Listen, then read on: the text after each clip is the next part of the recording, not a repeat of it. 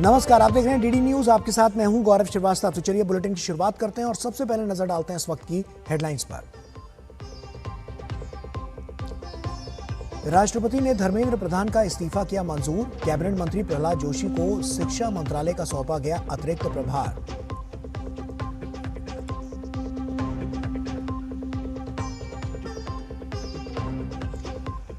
समाप्त हुआ सीजेपी का प्रदर्शन। मांगों को लेकर सरकार और सीजेपी में बनी आपसी सहमति। बैठक में केंद्रीय मंत्री जेपी नड्डा और जितेंद्र सिंह के साथ अलग अलग मुद्दों पर हुआ संवाद। सोमवार को लोकसभा में पेश होगा लोक परीक्षा अनुचित साधनों की रोकथाम संशोधन विधेयक 2026।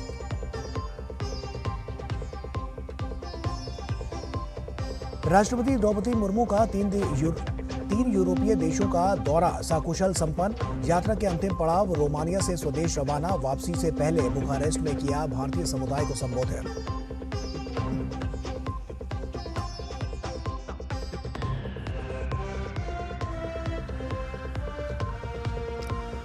करगिल विजय दिवस की पूर्व संध्या पर रक्षा मंत्री राजनाथ सिंह ने द्रास स्थित कारगिल युद्ध स्मारक पर शहीदों को अर्पित की श्रद्धांजलि।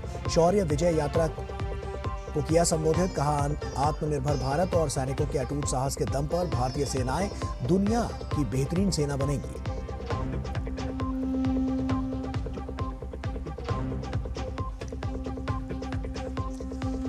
गुजरात से लेकर असम और श्रीनगर में बाढ़ से तबाही। उत्तर और दक्षिणी गुजरात में तेज बारिश ने बढ़ाई मुसीबत। राहत और बचाव में जुटी टीमें। असम के 19 जिलों में 6 लाख से अधिक लोग बाढ़ की चपेट में।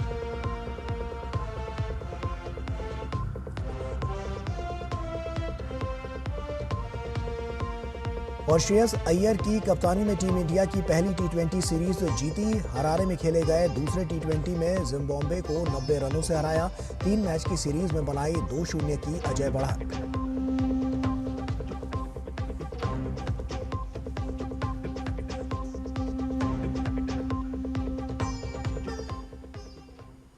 और आइए अब शुरुआत करते हैं। जंतर मंतर पर कई दिनों से चल रहा छात्रों का आंदोलन अब समाप्त हो गया है। कॉकरोच जनता पार्टी ने केंद्र सरकार की ओर से अपनी प्रमुख मांगे स्वीकार किए जाने और केंद्रीय शिक्षा मंत्री धर्मेंद्र प्रधान के इस्तीफे के बाद धरना खत्म करने का ऐलान किया। राष्ट्रपति ने धर्मेंद्र प्रधान का इस्तीफा मंजूर कर लिया है और केंद्रीय मंत्री प्रहलाद जोशी को शिक्षा मंत्रालय का प्रभार सौंपा गया है। दिल्ली के जंतर मंतर पर चल रहा छात्रों का आंदोलन अब समाप्त हो गया है। कॉकरोच जनता पार्टी ने शनिवार को केंद्र सरकार द्वारा अपनी प्रमुख मांगे स्वीकार किए जाने के बाद धरना खत्म करने की घोषणा की। राष्ट्रीय राजधानी में आयोजित संयुक्त प्रेस कॉन्फ्रेंस में केंद्रीय मंत्री जेपी नड्डा, डॉक्टर जितेंद्र सिंह और सीजेपी के प्रतिनिधि मौजूद रहे। पार्टी के प्रवक्ता आशुतोष रांका और सौरभ दास ने छात्रों से शांतिपूर्वक धरना समाप्त कर अपने घर लौटने की अपील की और कहा कि सरकार ने आंदोलन की सभी प्रमुख मांगे स्वीकार कर ली हैं। तमाम मांगे जो हमारी थी वो मान ली गई है। तो हम इमीडिएट इफेक्ट से प्रोटेस्टर्स से रिक्वेस्ट करते हैं कि आप विड्रॉ करें, पीसफुली अपने घर वापस जाएं और आगे की जो भी हमारी रणनीति होगी या बातचीत होगी उससे हम आपको अवगत कराएंगे। लेकिन प्रोटेस्टर्स से हम रिक्वेस्ट करते हैं कि इमीडिएट इफेक्ट से आप विड्रॉ करें, हमारी मांगे जो है वो मान लीजिए। कॉकरोच जनता पार्टी यह घोषणा करती है कि हम अच्छे विश्वास के साथ अपना आंदोलन वापस ले रहे हैं और यह मानते हुए कि तय की गई शर्तों को तय समय सीमा के भीतर पूरा किया जाएगा। केंद्रीय स्वास्थ्य मंत्री जेपी नड्डा ने कहा कि सरकार प्रदर्शनकारी छात्रों के खिलाफ दर्ज सभी पुलिस मामलों को वापस लेगी और एफआईआर निरस्त करने की लिखित पुष्टि भी जल्द जारी की जाएगी। उन्होंने बताया कि कथित पेपर लीक विवाद से जुड़ी घटनाओं में जान गंवाने वाले छात्रों के परिवारों को अधिकतम संभव मुआवजा देने की प्रक्रिया भी शुरू की जाएगी। नड्डा ने कहा कि सरकार छात्र समुदाय की चिंताओं के समाधान के लिए पूरी तरह से प्रतिबद्ध है और बातचीत के जरिए समाधान निकालना ही उसकी प्राथमिकता है। ये आज एक रिटन मसौदा लेकर के आए थे जिसमें उन्होंने एजिटेशन में चल रहे केसेस के बारे में 4 पॉइंट्स दिए थे और उसके साथ साथ जो बाकी 2 डिमांड्स थी, रिटेलिएटरी मेजर्स न लिए जाए, कंपनसेशन दिया जाए और इनके 5 पॉइंट चार्टर को कंसिडर किया जाए, उस पर डिटेल में चर्चा हुई। डिटेल में चर्चा होने के पश्चात सबसे पहली बात तो ये है कि जो इनका एक 4 पॉइंट्स था उसका लबो लबाब ये था कि कोई भी एक्शन FIR न हो, और अगर है तो वो विड्रॉ हो, वो चाहे दिल्ली पुलिस के द्वारा हुआ हो, चाहे वो BJP रूल स्टेट्स में कहीं हुआ हो, तो वो FIR की कॉपी भी इनको हम देंगे और उसको विड्रॉ करने की बात कोई भी एक्शन नहीं होगा। इस बात को सरकार ने स्वीकारा है, जो प्रोटेस्टर्स के साथ प्रोटेस्ट के दौरान हुआ है। उसी तरीके से फ्यूचर में भी जो ऑर्गेनाइजर्स हैं और प्रोटेस्टर्स हैं, उनका इस एक्टिविटी के लिए कोई भी उन पर आगे केस नहीं होगा। इस बात को हम लोगों ने माना है। इससे पहले केंद्रीय मंत्री धर्मेंद्र प्रधान ने शिक्षा मंत्री पद से इस्तीफा दे दिया। उन्होंने छात्रों को संबोधित करते हुए अपने पत्र में लिखा कि जंतर मंतर पर और देश में जो स्थिति बनी है, इस स्थिति का राष्ट्र विरोधी ताकतें लाभ ना उठाएं, देश की एकता बनी रहे, भारत के एक भी विद्यार्थी का भविष्य कानूनी पेचीदगियों में ना उलझे, हमारे बच्चे अपना समय पढ़ाई में लगाएं, करियर बनाने पर फोकस करें। इसी बात पर विचार करते हुए मैंने अपना त्यागपत्र माननीय प्रधानमंत्री जी को भेज दिया है। धर्मेंद्र प्रधान के इस्तीफे को लेकर रक्षा मंत्री राजनाथ सिंह ने एक सोशल मीडिया पोस्ट में लिखा, हमारे युवाओं और छात्रों की राय और भावनाओं को ध्यान में रखते हुए केंद्रीय शिक्षा मंत्री धर्मेंद्र प्रधान ने अपने पद से इस्तीफा दे दिया है। ये इस्तीफा इस बात का सबूत है कि प्रधानमंत्री नरेंद्र मोदी और हमारी सरकार के लिए छात्रों और युवाओं की भावनाओं का बहुत ज्यादा महत्व है। नीट परीक्षा, पेपर लीक और शिक्षा व्यवस्था में जरूरी सुधारों को लेकर छात्रों की जो भी चिंताएं हैं, उन पर हमारी सरकार पूरी गंभीरता और संवेदनशीलता के साथ काम कर रही है। हमारी सबसे बड़ी प्राथमिकता छात्रों की जायज चिंताओं को समझना, उनका तुरंत समाधान करना और ये पक्का करना है कि उन्हें पता चले कि उनकी बात सुनी जा रही है। सामाजिक कार्यकर्ता सोनम वांगचुक ने भी केंद्रीय शिक्षा मंत्री के इस्तीफे का स्वागत किया। उन्होंने कहा कि सरकार और धर्मेंद्र प्रधान द्वारा उठाया गया ये कदम छात्रों की भावनाओं का सम्मान करने वाला निर्णय है। जो कदम सरकार ने और धर्मेंद्र प्रधान जी ने लिया, उसका स्वागत करता हूं, सम्मान करता हूं और सभी देशवासियों को बधाई देता हूं कि ये एक लोकतंत्र की जीत है जो आज हमने देखा, और इसे ऐसा ही आगे भी हम सुरक्षित रखें लोकतंत्र को भारत में। और देश की युवा पीढ़ी को मैं बधाई देना चाहता हूं और धन्यवाद देना चाहता हूं CJP के हमारे टीम और भाइयों और बहनों को, जिन्होंने ये मुद्दा उठाया सबसे पहले, और जो वॉलंटियर्स जिन्होंने उनका साथ निभाया। केंद्र सरकार के आश्वासनों और केंद्रीय शिक्षा मंत्री धर्मेंद्र प्रधान के इस्तीफे के बाद जंतर मंतर पर चल रहा आंदोलन समाप्त हो गया है। और देवेंद्र रावत की रिपोर्ट, DD न्यूज। शिक्षा मंत्रालय का अतिरिक्त प्रभार मिलने के बाद केंद्रीय मंत्री प्रहलाद जोशी ने जिम्मेदारी को कर्तव्य और विनम्रता के भाव से स्वीकार किया है। उन्होंने प्रधानमंत्री नरेंद्र मोदी का आभार जताते हुए कहा कि सरकार ने शिक्षा के क्षेत्र में कई ऐतिहासिक उपलब्धियां हासिल की हैं और वे पूरी निष्ठा से अपनी जिम्मेदारी निभाएंगे। मुझे जिम्मेदारी दिया है और इस जिम्मेदारी को माननीय प्रधानमंत्री जी के अपेक्षा अनुसार मैं जिम्मेदारी निभाऊंगा। I accept this responsibility with sense of duty and humility and I am thankful to the prime minister. और वहीं धर्मेंद्र प्रधान के इस्तीफे के बाद भाजपा अध्यक्ष नितिन नवीन ने एक्स पर लिखा कि बड़े हितों को सर्वोपरि रखते हुए लिया गया ये फैसला सार्वजनिक जीवन में ईमानदारी और निस्वार्थ सेवा के उच्चतम मानकों को दर्शाता है। शिक्षा मंत्री के रूप में धर्मेंद्र प्रधान ने राष्ट्रीय शिक्षा नीति 2020 के प्रभावी क्रियान्वयन समेत शिक्षा क्षेत्र में कई महत्वपूर्ण सुधार किए। भाजपा इस फैसले में धर्मेंद्र प्रधान के साथ मजबूती के साथ खड़ी है और उनके भविष्य के लिए शुभकामनाएं देती है। देश भर में प्रतियोगी परीक्षाओं में पेपर लीक और परीक्षा धांधली के मामलों पर लगाम कसने के लिए केंद्र सरकार बड़ा कदम उठाने जा रही है। केंद्रीय मंत्री डॉक्टर जितेंद्र सिंह ने सोमवार को लोकसभा में लोक परीक्षा अनुचित साधनों की रोकथाम संशोधन विधेयक 2026 पेश करेंगे। प्रस्तावित संशोधन में दोषियों के लिए सजा और जुर्माने को कई गुना बढ़ाने के साथ साथ जांच और सुनवाई को समयबद्ध बनाने की भी व्यवस्था की गई है। वहीं दूसरी ओर भाजपा ने कांग्रेस पर पेपर लीक को लेकर सदन में चर्चा से भागने का आरोप लगाया है।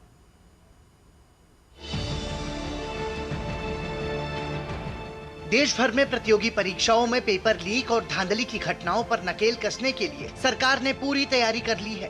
लोक परीक्षा अनुचित साधनों की रोकथाम संशोधन विधेयक 2026 में दोषियों के लिए बेहद कठोर सजा और भारी जुर्माने का प्रावधान किया गया है। ड्राफ्ट बिल में ऐसे व्यक्तियों के लिए न्यूनतम सजा को बढ़ाकर 5 साल और अधिकतम सजा को 10 साल करने का प्रस्ताव है। साथ ही उन पर 50 लाख रुपए तक का भारी जुर्माना भी लगाया जा सकता है। गड़बड़ी में शामिल सेवा प्रदाताओं के लिए अधिकतम जुर्माना 1 करोड़ रुपए से बढ़ाकर 5 करोड़ रुपए कर दिया गया है। साथ ही प्रतिबंध की अवधि को 4 वर्ष से दोगुना करके 8 वर्ष कर दिया गया है। परीक्षा धोखाधड़ी में शामिल पाए जाने वाले निदेशकों, वरिष्ठ प्रबंधन या प्रभारी व्यक्तियों को न्यूनतम 5 साल की जेल और 5 करोड़ रुपए तक के जुर्माने का प्रावधान किया गया है। संगठित परीक्षा संबंधी अपराधों के लिए न्यूनतम सजा 5 वर्ष से बढ़ाकर 7 वर्ष की गई है, जबकि न्यूनतम जुर्माना 1 करोड़ से बढ़ाकर 10 करोड़ रुपए किया गया है। केंद्र सरकार को गंभीर सार्वजनिक परीक्षा अपराधों की जांच के लिए एक विशेष कार्यबल गठित करने का अधिकार होगा। पुलिस, केंद्रीय एजेंसीज या एसटीएफ द्वारा जांच 2 महीने के भीतर पूरी की जानी अनिवार्य होगी। मामलों की सुनवाई में होने वाली देरी को खत्म करने के लिए सभी राज्यों और केंद्र शासित प्रदेशों को पेपर लीक और परीक्षा में अनुचित साधनों से जुड़े मामलों से निपटने के लिए विशेष फास्ट ट्रैक कोर्ट स्थापित करने का निर्देश दिया जाएगा। मामलों की सुनवाई दैनिक आधार पर होगी और आरोप पत्र दाखिल करके 3 महीने के भीतर सुनवाई पूरी करनी होगी। विशेष फास्ट ट्रैक कोर्ट के फैसलों के खिलाफ अपील सीधे हाई कोर्ट के समक्ष होगी, जिसमें 3 महीने के भीतर अपील का निपटारा करने का प्रयास किया जाएगा। अपील आमतौर पर 30 दिन के भीतर दायर की जानी चाहिए। विशेष मामलों में इसे 90 दिनों तक बढ़ाया जा सकता है। वहीं दूसरी ओर पेपर लीक के मुद्दे पर राजनीतिक बयानबाजी भी तेज हो गई है। भारतीय जनता पार्टी के प्रवक्ता सुधांशु त्रिवेदी ने आरोप लगाया कि सरकार परीक्षा प्रणाली को पारदर्शी और सुरक्षित बनाने के लिए प्रतिबद्ध है, लेकिन कांग्रेस और राहुल गांधी इस मुद्दे पर छात्रों को भड़काने का काम कर रहे हैं। उन्होंने ये भी आरोप लगाया कि विपक्ष संसद में इस विषय पर सार्थक चर्चा से बच रहा है और उसका उद्देश्य समाधान के बजाय राजनीतिक टकराव को बढ़ाना है। नेता प्रतिपक्ष राहुल गांधी जी विगत कई दिनों से दिल्ली में भिन्न भिन्न स्थानों के ऊपर भिन्न भिन्न प्रकार के भड़काऊ बयान देते हुए दिखाई पड़ रहे हैं, मगर संविधान के द्वारा निर्धारित स्थान संसद पर चर्चा से भाग रहे हैं। ये दर्शाता है कि इनका उद्देश्य व्यवस्था और समाधान ढूंढना नहीं, अराजकता और घमासान ढूंढना है। प्रतियोगी परीक्षाओं की निष्पक्षता और पारदर्शिता देश भर के लाखों छात्रों की प्रमुख मांग है। ऐसे में यदि प्रस्तावित संशोधन विधेयक संसद से पारित होता है तो पेपर लीक और परीक्षा माफिया पर कानूनी शिकंजा और मजबूत होगा। अब सभी की नजर संसद में इस विधेयक की पेशी और उस पर होने वाली चर्चा पर टिकी है। ब्यूरो इनपुट के साथ दिल्ली से शैलेंद्र मिश्र की रिपोर्ट, डीडी न्यूज। और वहीं राष्ट्रपति द्रौपदी मुर्मू का 3 यूरोपीय देशों का दौरा सकुशल संपन्न हो गया है। मोल्दोवा, उत्तर मैसेडोनिया और रोमानिया की इस यात्रा का मुख्य उद्देश्य द्विपक्षीय संबंधों को नई ऊंचाइयों पर ले जाना है। ये यात्रा इसलिए भी ऐतिहासिक है क्योंकि मोल्दोवा और उत्तर मैसेडोनिया में भारतीय राष्ट्रपति की ये पहली यात्रा रही है, जबकि रोमानिया में 30 वर्षों के अंतराल के बाद राष्ट्रपति स्तर की यात्रा हुई और इस यात्रा के जरिए भारत इन तीनों देशों के साथ व्यापार, प्रौद्योगिकी, निवेश और जन संपर्क को मजबूत करना चाहता है। इस यात्रा के जरिए 3T यानी कि ट्रेड, टेक्नोलॉजी और टूरिज्म पर विशेष फोकस रहा है। महामहिम की इस यात्रा के जरिए पूर्वी मध्य यूरोप में भारत की भागीदारी बढ़ाने का लक्ष्य रखा गया है। द्विपक्षीय व्यापार, प्रौद्योगिकी और निवेश मजबूत करना ये यहाँ पर बहुत बड़ी पहल के रूप में नजर आ रहा है। वहीं भारत EU FTA का लाभ उठाते हुए आर्थिक साझेदारी को बढ़ावा देने पर खासतौर से जोर दिया गया है। इसके अलावा व्यापार, प्रौद्योगिकी, पर्यटन और टैलेंट पर फोकस किया गया है और ये काफ़ी महत्वपूर्ण है। साथ ही कृषि, स्वास्थ्य एवं फार्मास्यूटिकल्स क्षेत्रों को बढ़ावा देने की जो बात है वो साफ तौर पर नजर आई है, क्योंकि ये काफ़ी महत्वपूर्ण क्षेत्र हैं। और इसके अलावा IT, डिजिटल टेक्नोलॉजी और AI पर भी फोकस किया गया है। जिस तरह से टेक्नोलॉजी की बात की जा रही है उस पर यह साफ तौर पर इन क्षेत्रों में ये फोकस बहुत ज़रूरी है। शिक्षा एवं क्षमता निर्माण पर भी जोर दिया गया है। और इसके अलावा अगर बात करें तो इंफ्रास्ट्रक्चर, लॉजिस्टिक्स और इनोवेशन में जो साझेदारी है उसको भी आगे बढ़ाने की जो कवायद है वो तेज़ होती हुई नजर आ रही है। रोमानिया यात्रा के अंतिम दिन राष्ट्रपति द्रौपदी मुर्मू ने बुखारेस्ट में भारतीय समुदाय और भारत के मित्रों से संवाद किया। कार्यक्रम में बड़ी संख्या में भारतीय मूल के लोग और रोमानियाई नागरिक भी यहां पर मौजूद रहे। राष्ट्रपति ने भारत रोमानिया संबंधों को नई ऊंचाइयों तक ले जाने के लिए संकल्प को दोहराते हुए प्रवासी भारतीयों की भूमिका की सराहना की। राष्ट्रपति द्रौपदी मुर्मू की 3 देशों की महत्वपूर्ण यात्रा मालदोवा से शुरू होकर उत्तरी मैसेडोनिया होते हुए आज रोमानिया में समाप्त हुई। इस यात्रा के दौरान महामहिम ने तीनों देशों के साथ भारत के द्विपक्षीय संबंधों को नई गति प्रदान की। व्यापार, सांस्कृतिक आदान प्रदान, IT, स्वास्थ्य, रक्षा तथा ऊर्जा क्षेत्रों में सहयोग बढ़ाने पर विशेष जोर दिया गया, जिससे इन देशों के साथ भारत के समग्र साझेदारी को मजबूती मिलने की उम्मीद है। राष्ट्रपति द्रौपदी मुर्मू की रोमानिया यात्रा के अंतिम दिन बुखारेस्ट में भारतीय समुदाय और भारत के मित्रों ने भारी उत्साह के साथ उनका स्वागत किया। इस यात्रा ने भारत रोमानिया संबंधों को नई गति दी है। दोनों देशों के बीच राजनीतिक विश्वास और आर्थिक सहयोग लगातार बढ़ रहा है। जब भी मैं विदेश यात्रा पर जाती हूँ, वहाँ रहने वाले भारतीय समुदाय के सदस्यों से मिलने की सदैव उत्सुक रहती है। भारत से दूर रहने के बावजूद आप मातृभूमि से जुड़े रहे। भारत यूरोपीय संघ मुक्त व्यापार समझौते को इस दिशा में एक बड़ा कदम माना जा रहा है, जिससे रोमानिया सहित पूरे यूरोपीय संघ के साथ आर्थिक और व्यापारिक संबंधों को नई मजबूती मिलेगी।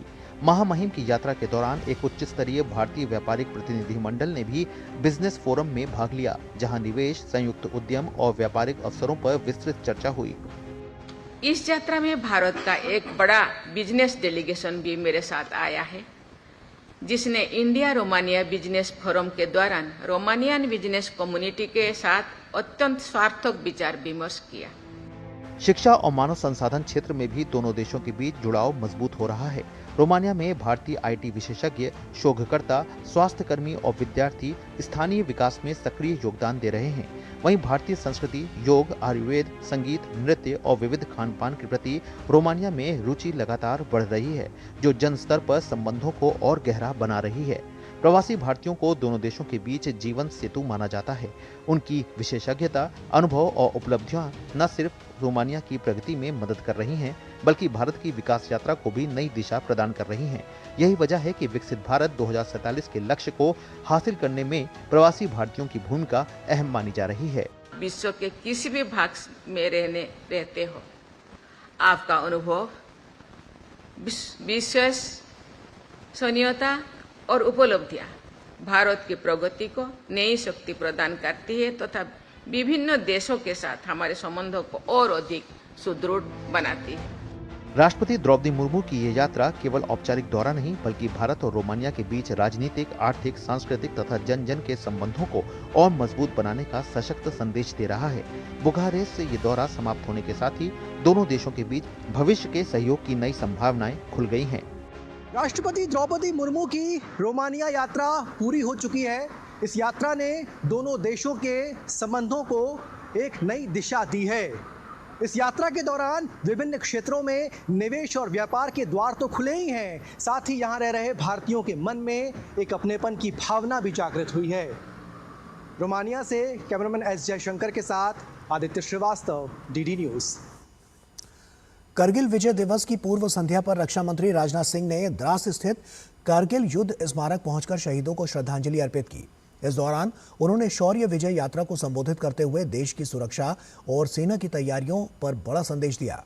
इस अवसर पर राजनाथ सिंह ने 1999 के कारगिल युद्ध में सर्वोच्च बलिदान देने वाले वीर जवानों को श्रद्धांजलि अर्पित की और उनके परिजनों को नमन किया। उन्होंने कहा कि कारगिल के वीरों का साहस और बलिदान देशवासियों को हमेशा प्रेरित करता रहेगा। आज में हमारे दुश्मन की नीयत बदली नहीं है। वो आज भी प्रॉक्सीवार और घुसपैठ जैसे गंदे हथकंडे अपनाता है। मुझे पूरा विश्वास है कि हमारी सेना ऐसी किसी भी चुनौती के लिए पूरी तरह से तैयार है और हमारे प्रधानमंत्री के नेतृत्व में हमारी सरकार ने भी इस बात का पर्याप्त ध्यान दिया है कि हमारे सैनिकों का मनोबल कभी भी कम नहीं होना चाहिए। हमने आधुनिकीकरण पर विशेष बल दिया है। प्रधानमंत्री नरेंद्र मोदी ने सोशल मीडिया प्लेटफॉर्म एक्स पर यूनेस्को विश्व धरोहर सूची में सारनाथ के शामिल होने पर खुशी व्यक्त की। प्रधानमंत्री ने पोस्ट किया और लिखा कि हर भारतीय के लिए गर्व का क्षण है। उत्तर प्रदेश के सारनाथ को यूनेस्को की विश्व धरोहर सूची में शामिल किया गया है। इस उपलब्धि पर प्रसन्नता व्यक्त करते हुए प्रधानमंत्री ने कहा कि सारनाथ का भगवान बुद्ध से गहरा संबंध है। यही भगवान बुद्ध ने ज्ञान प्राप्ति के बाद अपना पहला उपदेश दिया था। उनका ज्ञान, करुणा और सद्भाव का संदेश आज भी पूरी दुनिया को प्रेरित करता है। साथ ही प्रधानमंत्री ने कहा कि यह सम्मान भारत की समृद्ध सभ्यता और आध्यात्मिक विरासत का वैश्विक स्तर पर सम्मान है। साथ ही इससे दुनिया भर के अधिक से अधिक लोग सारनाथ आएंगे और भगवान बुद्ध के आदर्शों एवं शिक्षाओं से जुड़ने के लिए प्रेरित होंगे। उपराष्ट्रपति सीपी राधाकृष्णन ने सारनाथ को यूनेस्को की विश्व धरोहर सूची में शामिल किए जाने पर प्रसन्नता व्यक्त की। एक्स पर अपनी प्रसन्नता व्यक्त करते हुए उन्होंने लिखा कि उत्तर प्रदेश में स्थित प्राचीन बौद्ध स्थल सारनाथ का यूनेस्को की विश्व धरोहर सूची में शामिल होना हर भारतीय के लिए गर्व की बात है। सारनाथ शांति, ज्ञान और करुणा के एक स्थायी प्रतीक के रूप में खड़ा है, जो भारत की शाश्वत आध्यात्मिक और दार्शनिक विरासत को दर्शाता है। ये गहरी आध्यात्मिक और दार्शनिक सोच के स्रोत के रूप में भारत की स्थायी सभ्यता विरासत को रेखांकित करता है, साथ ही जो पीढ़ियों से मानवता को प्रेरित करती आ रही है।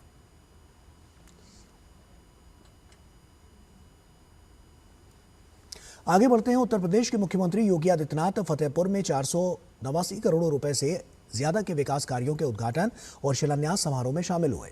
इस दौरान उन्होंने कार्यक्रम में आए लोगों को संबोधित किया।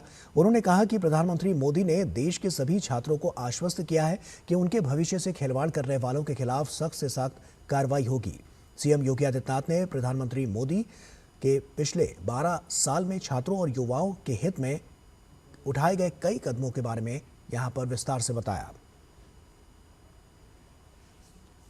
प्रधानमंत्री जी ने जो घोषणा की है, छात्रों के भविष्य के साथ खिलवाड़ करने की जिसने भी दुस्साहस किया उसके खिलाफ जितनी सख्त कार्रवाई होगी। कुछ लोगों की गिरफ्तारी की गई है, उनकी संपत्तियां जब्त होंगी, उन्हें सजा होगी। ये छात्रों के उज्जवल भविष्य को ध्यान में रख करके मोदी जी के द्वारा उठाए गए वे कड़े कदम हैं।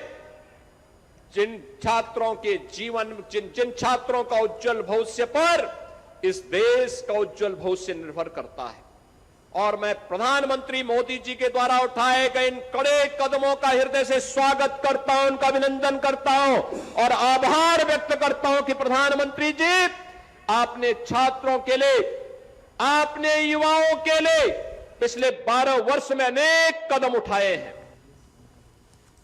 और वहीं देश के कई हिस्सों में मानसून अब आफत बनकर बरस रहा है। गुजरात से लेकर असम, श्रीनगर और महाराष्ट्र तक लगातार हो रही भारी बारिश ने जनजीवन को बुरी तरह से प्रभावित किया है।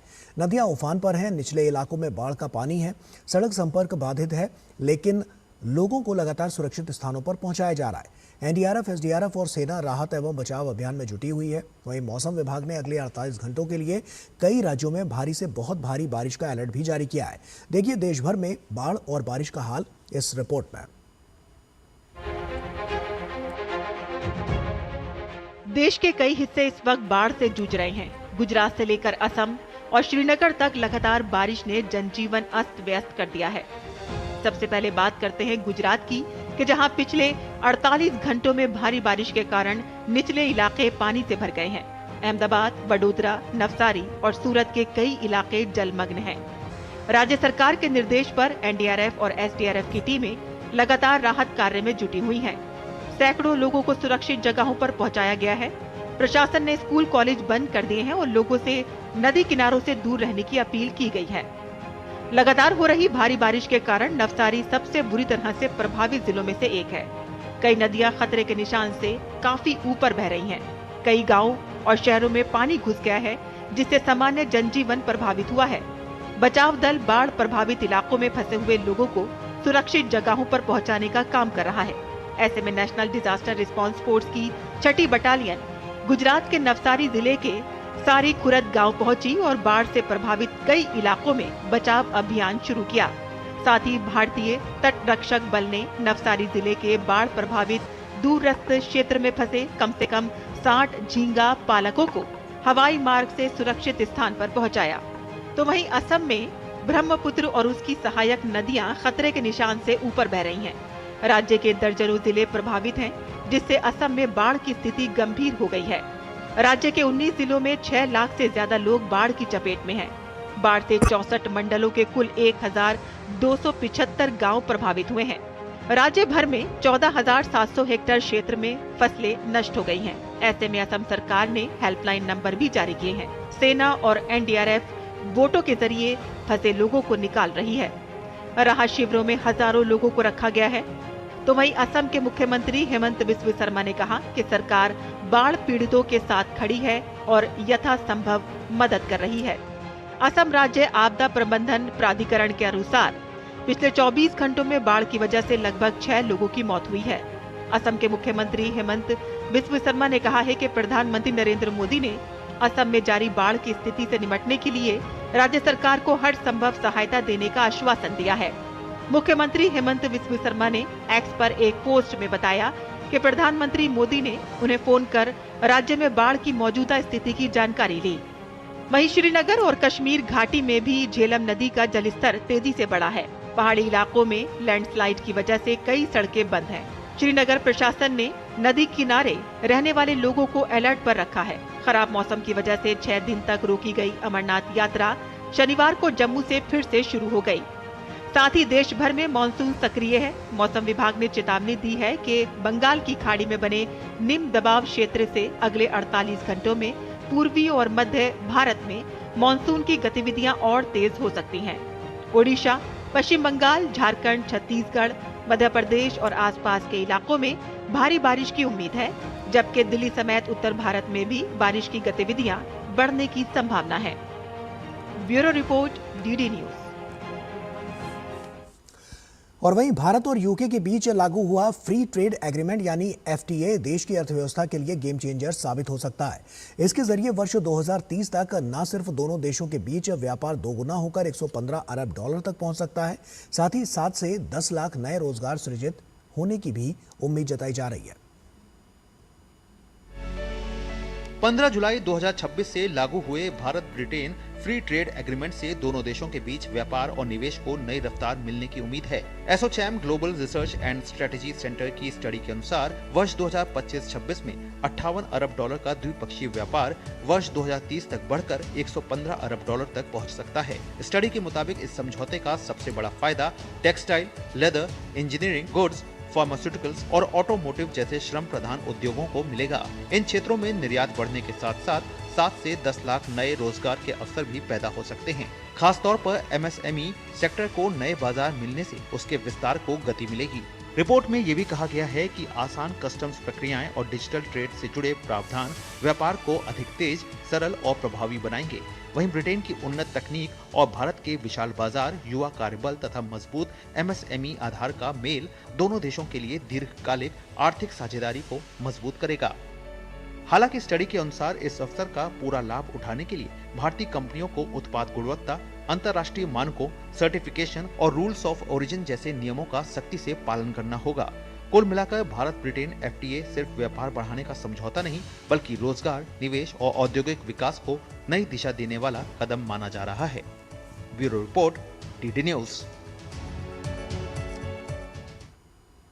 पश्चिम एशिया में ईरान और अमेरिका के बीच टकराव लगातार बढ़ता जा रहा है। अमेरिकी राष्ट्रपति डोनाल्ड ट्रंप की नई सैन्य चेतावनी के बाद तेहरान ने भी बेहद सख्त लहजे में जवाब दिया है। ईरान का दावा है कि उसकी सेना किसी भी अमेरिकी कार्रवाई को तत्काल और करारा जवाब देने के लिए पूरी तरह से तैयार है। दोनों ओर से अब नई रणनीति के तहत हमले सामने आ रहे हैं, जिससे क्षेत्र में तनाव और गंभीर होता हुआ नजर आता है। ईरान अमेरिका के बीच जारी संघर्ष अब अपने खतरनाक और निर्णायक मोड़ पर पहुंच गया है। अमेरिकी राष्ट्रपति डोनाल्ड ट्रंप द्वारा ईरान पर नए और बड़े सैन्य हमलों की चेतावनी के बाद तेहरान की ओर से भी बेहद तीखा और आक्रामक रुख सामने आया है। ईरान के विदेश मंत्री अब्बास अरागची ने अमेरिका को सीधे शब्दों में चेतावनी देते हुए कहा है कि ईरानी सेना ट्रिगर पर उंगली रखकर पूरी तरह तैयार है और किसी भी अमेरिकी दुस्साहस का तत्काल और अभूतपूर्व जवाब दिया जाएगा। वहीं अमेरिकी प्रशासन ईरान के शीर्ष नेतृत्व, परमाणु ठिकानों, सैन्य ठिकानों और सरकारी संस्थानों पर और बड़े हवाई प्रहारों के विकल्पों पर विचार कर रहा है। एक तरफ अमेरिका हर दिन ईरान पर बम बरसा रहा है, तो दूसरी तरफ ट्रंप ने एक बार फिर दोहराया है कि वो बातचीत करना चाहते हैं। Look, we're talking to them right now. I think they're getting more and more serious as the days go by, for maybe the obvious reason. But we are talking to them right now. Look, there are two ways. I consider that the smarter way, but the other is probably the easier way, doing what we're doing. And we can take that to a much higher level if we want to. You know, we're prepared to do that, as you know. We're locked and loaded. We're locked and loaded and ready to go, but we're talking to them. So I think while we're talking, we'll see what comes of it. I believe, Jeff, they're very serious. They should be. वहीं Iran ने भी America के खिलाफ अपनी जंग की रणनीति में एक बहुत बड़ा और खतरनाक बदलाव कर लिया है। अब तक ईरान हवा में उड़ रहे अमेरिकी लड़ाकू विमानों को मार गिराने की कोशिश करता था, लेकिन अब उसने विमानों के बजाय उनके घर यानी एयरबेस को ही निशाना बनाना शुरू कर दिया है। ईरान का पूरा फोकस अब मिडिल ईस्ट में अमेरिकी एयरबेस पर बने रनवे, पार्किंग एरिया और ईंधन भरने वाली जगहों को तबाह करने पर है। ईरान की मंशा साफ है कि अमेरिकी फाइटर प्लेन आसमान में उड़ने के बजाय जमीन पर ही फंसे रहें। इस बदली हुई स्थिति ने अमेरिका की मुश्किलें कई गुना बढ़ा दी हैं। एक समय था जब अमेरिका के पास ईरान के आसपास हमला करने के लिए करीब 20 एयरबेस हुआ करते थे, लेकिन Kuwait, Bahrain, Qatar, UAE, Saudi Arabia और जॉर्डन जैसे देशों में लगातार बने खतरों और हमलों के डर से अब अमेरिका के पास सिर्फ 5 एयरबेस का ही सहारा बचा है। एयरबेसों की इस भारी कमी के कारण अब अमेरिका को मजबूरन अरब सागर में तैनात अपने एयरक्राफ्ट कैरियर यानी युद्धपोतों से विमान उड़ाने पड़ रहे हैं। इसकी वजह से विमानों को ईरान तक पहुंचने के लिए 1600 से 2700 किलोमीटर तक लंबी दूरी तय करनी पड़ रही है। इतनी लंबी दूरी तय करने में ही ज्यादातर ईंधन रास्ते में खत्म हो जाता है, जिसके चलते अमेरिकी विमान ईरान के आसमान में ज्यादा देर रुककर हमला नहीं कर पा रहे हैं। अमेरिकी हमलों के बीच ईरान ने साफ किया है कि वो पीछे नहीं हटेगा। ما نه از تهدید میترسیم، نه از زیر بار فشار خواهیم رفت، نه زبان نادرست رو تحمل میکنیم. ما یک سیاست اصولی داریم، به این سیاست اصولی خودمون ادامه میدیم. حفظ منافع مردم ایران، حفظ حقوق مردم ایران، حفظ حقوق ایران در تنگه هرمز، در منطقه خلیج فارس، اینها جزء اصول ما هست، اهداف ما هست. اینها رو دنبال میکنیم و از هیچ کسی هم نمیترسیم، از هیچ تهدیدی هم جا نمیزنیم. تا وقتی که اهداف ما محقق نشه، خواسته های مردم ایران، خواسته های به حق مردم ایران محقق نشه، طبیعی هست که ما به حرکت خودمون ادامه میدیم. फिलहाल ईरान के बंदरगाहों की नौसैनिक नाकेबंदी को सख्ती से लागू कर रही अमेरिकी सेना ने ईरान के एक और व्यापारिक जहाज पर सीधी गोलीबारी कर उसे रोक दिया है।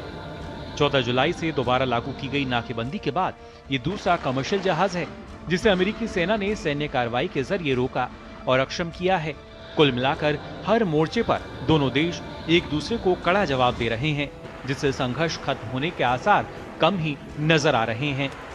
Bureau report, DD news. और पश्चिम एशिया में संघर्ष का दायरा और बढ़ता दिखाई दे रहा है। यमन के ईरान समर्थक माने जाने वाले हूती विद्रोहियों ने शनिवार को दावा किया कि उन्होंने लाल सागर तट पर स्थित सऊदी अरब के तेल प्रतिष्ठानों को निशाना बनाया है।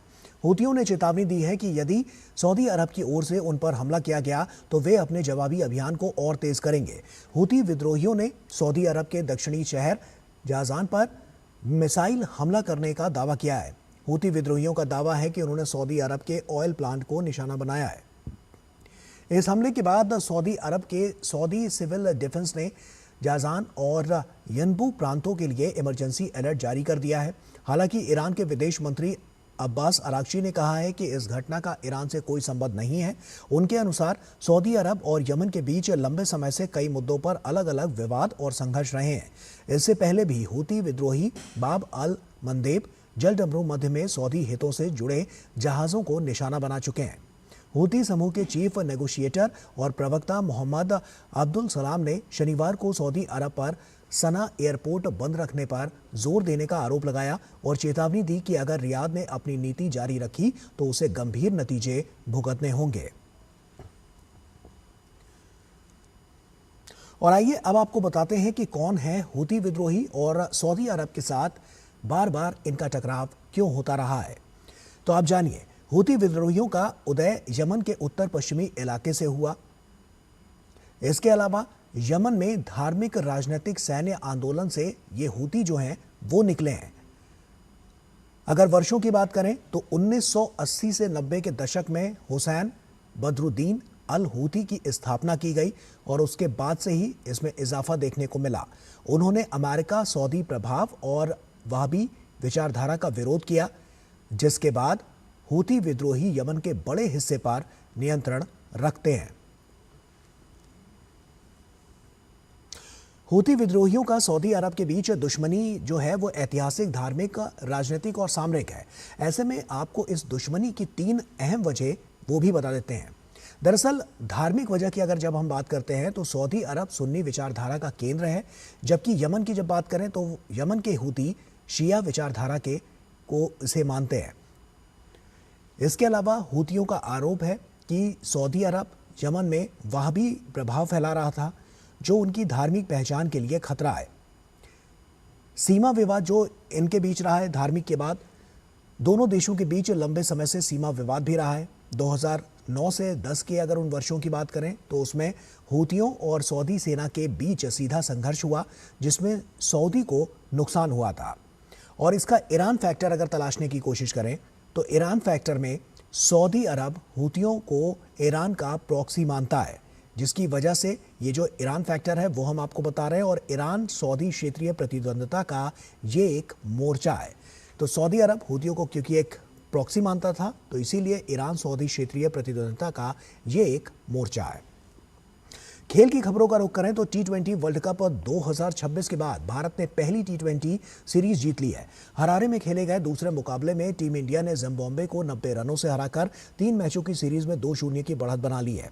भारत ने पहले बल्लेबाजी करते हुए 5 विकेट पर 219 रन बनाए। जवाब में जिम्बाब्वे की टीम 129 रनों पर ही सिमट गई। ईशान किशन ने 44 गेंदों पर 81 रनों की पारी खेली। तिलक वर्मा ने नाबाद 60 रन बनाए। गेंदबाजी में अभिषेक शर्मा ने 3 विकेट लिए, वहीं प्रिंस यादव और यश ठाकुर को 2-2 विकेट मिले।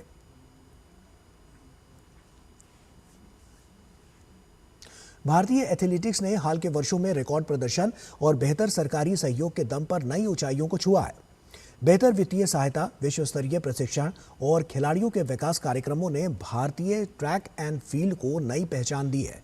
ग्लासगो राष्ट्रमंडल खेलों की शुरुआत के साथ अब देश को नई पीढ़ी के एथलीटों से बड़ी उम्मीदें हैं। ग्लासगो से हमारे संवाददाता नारायण सिंह की ये खास रिपोर्ट देखिए। भारतीय ट्रैक एंड फील्ड का ग्लासगो तक का सफर रिकॉर्डों से होकर गुजरा है। हर दौड़, हर छलांग, हर थ्रो ने भारतीय एथलेटिक्स की बढ़ती ताकत को साबित किया है। पिछले 1 वर्ष में भारतीय एथलेटिक्स ने नई ऊंचाइयों को छुआ है। राष्ट्रीय रिकॉर्ड टूटे हैं, नए सितारे उभरे हैं और खिलाड़ियों का आत्मविश्वास पहले से कहीं अधिक मजबूत हुआ है। इस अभियान की अगुवाई कर रहे हैं गुरिंदर वीर सिंह, जिन्होंने फेडरेशन कप में 100 मीटर दौड़ 10.09 सेकंड में पूरी कर भारत के सबसे तेज धावक बनने का गौरव हासिल किया। यह पहली बार था जब किसी भारतीय धावक ने 100 मीटर की दौड़ 10.10 सेकंड से कम समय में पूरी की। हर ट्रेनिंग सेशन में मेरे को अपने आप पे बिलीव हो रहा था। जब जो भी मैंने कंपटीशन किया, 60 मीटर किया, इंडियन ओपन सीरीज किया, हर कंपटीशन में मेरे को ट्रस्ट बढ़ रहा था भी मैं और कैपेबल हूँ करने के लिए। तो जब वो सारी सिचुएशन मेरे सामने आई, मैं उसको ओवरकम किया, जो भी मैं उसको जिया, जो भी अंडर 60 मीटर का नेशनल रिकॉर्ड था, हर ट्रेनिंग सेशन था, वो चीज़ का मेरे को कॉन्फिडेंस था। तो वो मैटर नहीं करता भी मैं सेमीज में रिकॉर्ड तोड़ा फिर टूट गया, मेरे को पता था मैं और कैपेबल हूँ। एक और ऐतिहासिक उपलब्धि विशाल टीके के नाम रही। 400 मीटर धावक ने 44.98 सेकंड का समय निकालकर राष्ट्रीय रिकॉर्ड बनाया और 400 मीटर दौड़ में 45 सेकंड की बाधा तोड़ने वाले पहले भारतीय बने। वहीं तेजस शीर्षे ने जून 2026 में लुधियाना में आयोजित इंडियन एथलेटिक्स सीरीज 9 में 13.27 सेकंड का समय निकालकर 110 मीटर बाधा दौड़ का राष्ट्रीय रिकॉर्ड अपने नाम किया। इस प्रदर्शन के साथ उन्होंने राष्ट्रमंडल खेलों के लिए क्वालिफिकेशन मानक भी हासिल किया और 2026 सत्र में एशिया के 6वें सबसे तेज हर्डलर बने। My personal thinking about this is, if you have the confidence and if you know that you're capable of doing that, you just have to do that, and that just build upon itself and it just stacks up, and the end product will be something you will absolutely fall in love with. especially to redeem my silver medal performance from last year's Birmingham. Things have been looking really good after a brief pause which I had in 2024 after my knee surgery and comeback season in 2025. So things are looking pretty much good. I'm getting into my best shape ever, and I really expect to put out a very good show at Glasgow and turn the silver medal into the most precious medal and make my country proud at Glasgow. लंबी दूरी के धावक कुलवीर सिंह ने भी भारत की शानदार लय को कायम रखा। उन्होंने एशियाई चैंपियनशिप में 2 स्वर्ण पदक जीते और 5000 तथा 10,000 मीटर में राष्ट्रीय रिकॉर्ड पर अपनी पकड़ और मजबूत की। फील्ड स्पर्धाओं में भी भारतीय खिलाड़ियों ने शानदार प्रदर्शन किया। देवमीना ने पोल वॉल्ट में एक और राष्ट्रीय रिकॉर्ड बनाया, जबकि तेजस्विन शंकर 8000 अंक का आंकड़ा पार करने वाले पहले भारतीय डेकाथलीट बने। इन उपलब्धियों ने ट्रैक के साथ साथ फील्ड स्पर्धाओं में भी भारत की बढ़ती ताकत को रेखांकित किया है। ये उपलब्धियां सिर्फ आंकड़े नहीं बल्कि वर्षों की मेहनत, बेहतरीन तैयारियां और मजबूत इरादों की कहानी है। अब जब 23वें राष्ट्रमंडल खेलों में भारतीय ट्रैक एंड फील्ड की अभियान की शुरुआत होगी तो पूरे देश को उम्मीद है कि भारतीय खिलाड़ी न सिर्फ पदक जीतेंगे बल्कि अपने शानदार प्रदर्शन से एक बार फिर इतिहास भी रचेंगे। कैमरा पर्सन स्टैलिन के साथ Narayan Singh, DD news, Glasgow. Glasgow राष्ट्रमंडल खेल 2026 में भारत को पैरा पावर लिफ्टिंग से पहला पदक दिलाने वाले पैरा पावर लिफ्टर झंडू कुमार अपनी इस उपलब्धि पर बेहद खुश हैं। उनका मानना है कि यह पदक उनकी मेहनत और सरकार के द्वारा जमीनी स्तर पर किए गए प्रयासों का नतीजा है। झंडू कुमार से खास बातचीत की हमारे संवाददाता नारायण सिंह ने। स्कॉटलैंड के शहर ग्लासगो में चल रहे 23वें राष्ट्रमंडल खेलों में भारत के लिए पहला पदक जीता पैरा पावर लिफ्टिंग में भारत के झंडू कुमार जी ने। झंडू जी, आपका स्वागत है।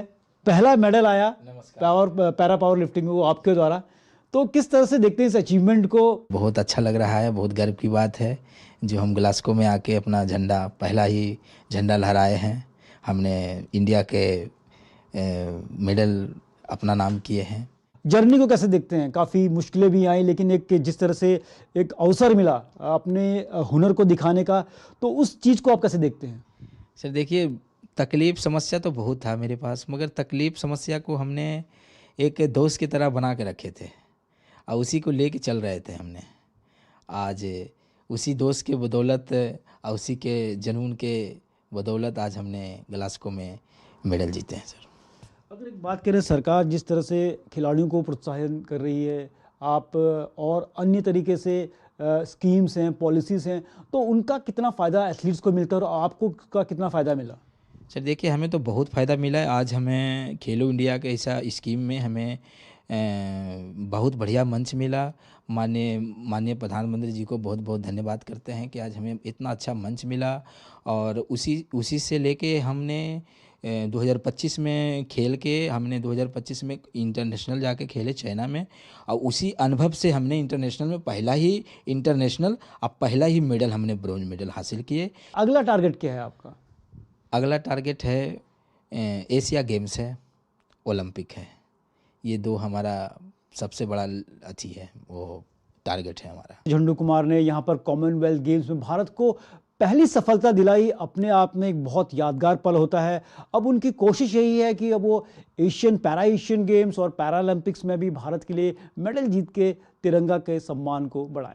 कैमरा पर्सन स्टैलिन के साथ Narayan Singh, DD news, Glasgow. और ग्लासगो राष्ट्रमंडल खेल में लॉन बॉल्स में भारतीय महिलाओं का दमदार प्रदर्शन जारी है। रूपा रानी तिर्की और पिंकी सिंह की जोड़ी ने लगातार तीसरी जीत दर्ज की है। भारतीय जोड़ी ने टोंगा की जोड़ी को 5-2, 4-6, 1-0 से शिकस्त दी। रूपा रानी तिर्की और पिंकी सिंह की जोड़ी नामीबिया की जोड़ी से भिड़ेगी।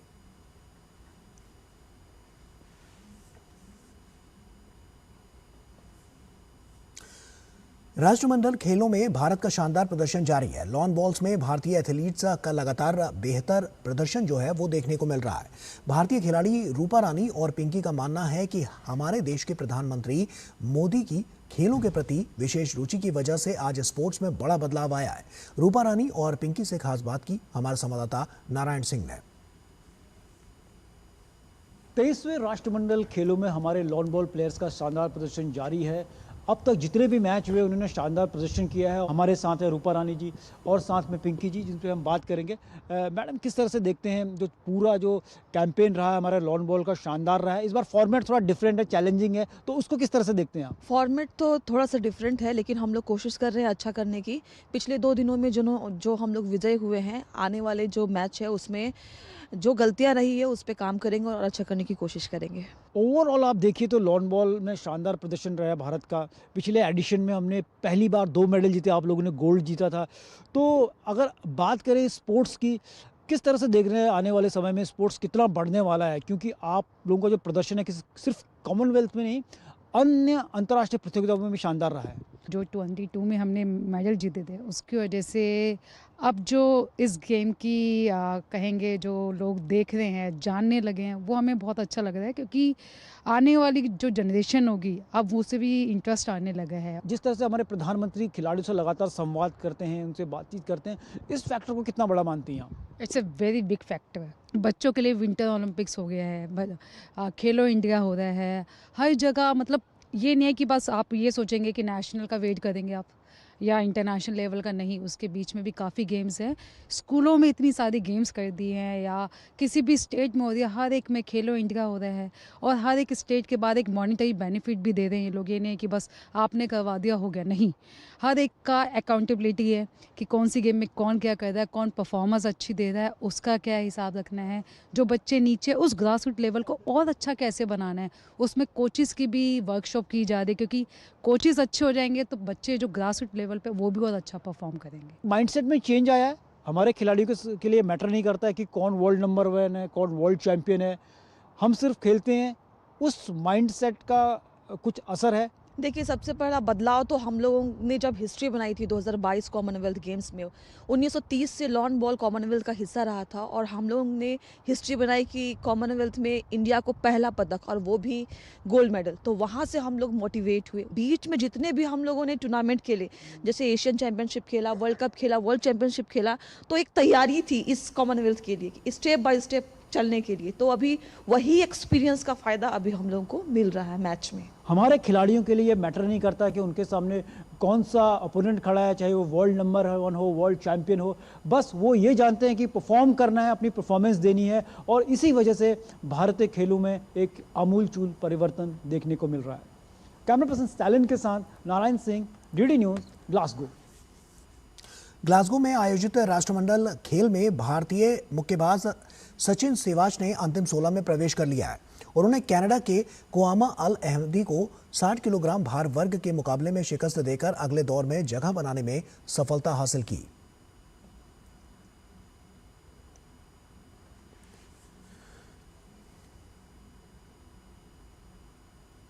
राष्ट्रमंडल खेल में ऐतिहासिक डेब्यू करने वाले पुतुल सोनोवाल भले ही लॉन बॉल्स पुरुष सिंगल्स स्पर्धा में पदक से चूक गए हों, लेकिन उन्हें विश्वास है कि इन खेलों का अनुभव उन्हें आगे के लिए प्रेरणा देगा। पुतुल सोनोवाल से खास बात की हमारे संवाददाता नारायण सिंह ने। 23वें राष्ट्रमंडल खेलों में भारतीय लॉन बॉलर्स का शानदार प्रदर्शन जारी है और इस वक्त हमारे साथ है पुतुल सोनोवाल, जिन्होंने अपने पहले ही मैच में विश्व के number 1 lawn bowler Ryan Best को हराया। पुतुल, एक चैलेंज था, वर्ल्ड नंबर 1 आपके सामने थे, लेकिन आपका कॉन्फिडेंस कभी डगमगाया नहीं और आपने उस वर्ल्ड नंबर 1 खिलाड़ी को भी हरा दिया। उस मैच के बारे में कुछ बताइए। देखिए, मेरा जो पहला मैच था वो वर्ल्ड चैम्पियन 2 बार कॉमनवेल्थ गेम्स का मेडलिस्ट रियान विस्तार के साथ था, तो मेरा ऐसा कोई प्रेशर नहीं था उस मैच में। तो लॉन बॉल ऐसे दिन पे दिन ऊपर उभर रहा है, उसका फ़ायदा सभी को जाता है। साई भी हमें बहुत हेल्प करी है, पहले नहीं करती थी। Ministry of youth affair and sports से भी अब हमें हेल्प मिलने लग गई है, जो पहले नहीं थी। पहले हम लोग खुद स्ट्रगल करते थे, बच्चे अभी तक स्ट्रगल कर रहे थे, बट आने वाले दिन बहुत ही हमारे स्वर्ण में होंगे। तो मैं पूरी आशा के साथ, पूरी भावनाओं के साथ आई हूँ कि इस बार भी हम खाली हाथ नहीं जाएंगे। भारतीय हमें सब प्यार देंगे, हमको अपनी प्रार्थना में रखेंगे, हम जरूर कुछ रच के जाएंगे यहाँ से। पुतुल, अगर बात करें इस बार फॉर्मेट में काफ़ी बदलाव आए हैं। पहले क्या होता था, क्वार्टर फाइनल्स में डायरेक्ट जाती थी, इस बार सेमीफाइनल में डायरेक्ट जाना है और पूल में आपकी 6 टीमें और 5 आपको मैच खेलने हैं। तो किस तरह से देखते हैं इस चीज़ को? आपकी चैलेंज मुश्किल है? देखिए, इस बार कॉमनवेल्थ गेम में लॉन बॉल इवेंट थोड़ा टफ है, क्योंकि हम लोग का 4 पूल से मतलब 4 जो टॉप प्लेयर होगा वही मतलब सेमीफाइनल के लिए जाएंगे। सेमीफाइनल में भी ऐसा है कि दूसरा इवेंट में 2 ब्रॉन्ज मेडल है, हम लोग का यहाँ पे 2 ब्रॉन्ज भी नहीं है, फिर ब्रॉन्ज मेडल के लिए भी खेलना पड़ेगा। थोड़ा टफ है बट हम मतलब कोशिश करेंगे वो टफ को मतलब निकाल के हम मेडल इंडिया के लिए मेडल मतलब लाने के लिए कोशिश करेंगे। जी बिल्कुल, जिस तरह से पुतुल का परफॉर्मेंस रहा है इस कॉमनवेल्थ गेम्स में, उन्होंने पहले ही मैच में वर्ल्ड नंबर 1 को हराया, फिर दूसरे मैच में भी शानदार प्रदर्शन किया और आने वाले मैचों में भी जितने मैचेस होंगे पूरी उम्मीद है कि अपना प्रदर्शन को दोहराएंगे और एक बार फिर कॉमनवेल्थ गेम्स में इतिहास रचेंगे। जो पिछले गेम्स जो बर्मिंघम में हुए थे, पहली बार भारत ने कॉमनवेल्थ गेम के इतिहास में लॉन बॉल में मेडल जीता था और वही इतिहास को दोहराने की यहाँ पर कोशिश होगी। कैमरा पर्सन स्टैलिन के साथ Narayan Singh, DD news, Glasgow. Bharat की उभरती खिलाड़ी और शीर्ष वरीयता प्राप्त अनाहत सिंह ने विश्व जूनियर स्क्वॉश व्यक्तिगत चैंपियनशिप के फाइनल में स्थान बना लिया है। अनाहत ने अपने धैर्य और कौशल का शानदार नमूना पेश करते हुए मिस्र की तीसरी चौथी वरीयता प्राप्त बार्ब समय को शिकस्त दी। शीर्ष वरीयता प्राप्त अनाहत ने मुकाबले को 11-3, 8-11, 11-4, 11-6 से अपने नाम किया। पिछले साल कांस्य पदक जीतने वाली अनाहत भारत की पहली जूनियर विश्व स्क्वॉश चैंपियन बनने से अब सिर्फ एक कदम दूर है। वो पिछले 21 वर्ष में विश्व जूनियर स्क्वॉश चैंपियनशिप के फाइनल में पहुंचने वाली पहली भारतीय खिलाड़ी बन गई हैं। फाइनल में अनाहत का मुकाबला मिस्र की दूसरी वरीयता प्राप्त खिलाड़ी रुकैया सलीम से होगा।